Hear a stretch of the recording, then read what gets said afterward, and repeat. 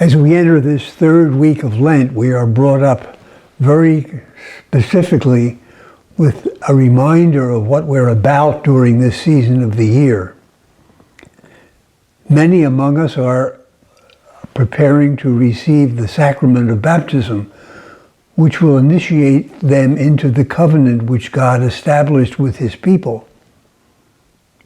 Most of us will be renewing our baptismal commitment at the Easter season. And so today's first reading brings very clearly to our minds what it means to be a covenant people. Just as God struck a covenant with the Hebrew people, which meant promising them that He would be their God and that He would guide them through the course of their days, we are promised by Jesus the same thing, that we will be His brothers and sisters, members of His family, children of His Father, His siblings, you might say, and that He will guide us through the days of our life to the home of our Father. But when God struck the covenant with Moses and the Jewish people, He gave them very specific directions on how to live out the life of the covenant. And Jesus, too, did the same. We heard in the first reading today the beginnings of those direct and specific instructions which we have come to call the Ten Commandments.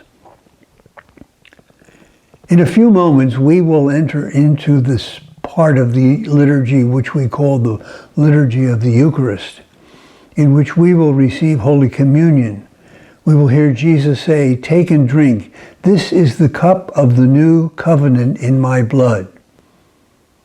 So even though we are formally going to commit ourselves again to the covenant of our baptism at Easter time, we actually do so every time we accept the cup of the Lord, the communion in His body and blood.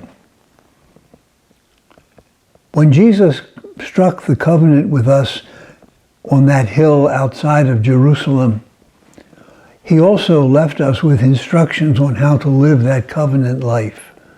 At this time of year, it would probably be incumbent upon all of us to refresh what that covenant entails. Sometimes when I go into churches, I look in the vestibule and I find these little pamphlets instructing us on how to celebrate the sacrament of reconciliation, how to go to confession.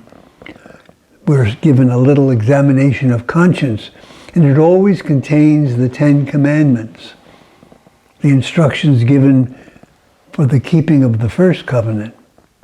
And it always amazes me that they never seem to have printed there the specific instructions which Jesus gave for living out the covenant which He has struck with us and with all humankind.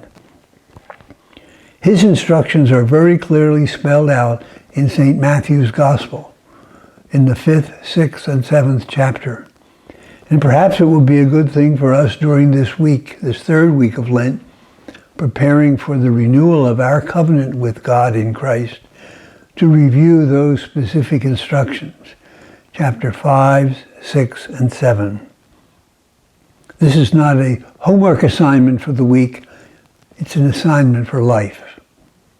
To live forever in the union with God in Christ, we need to live as Christ, and He has showed us and taught us how to do that exactly in His life and in the teachings of chapter 5, 6, and 7 of Matthew's Gospel.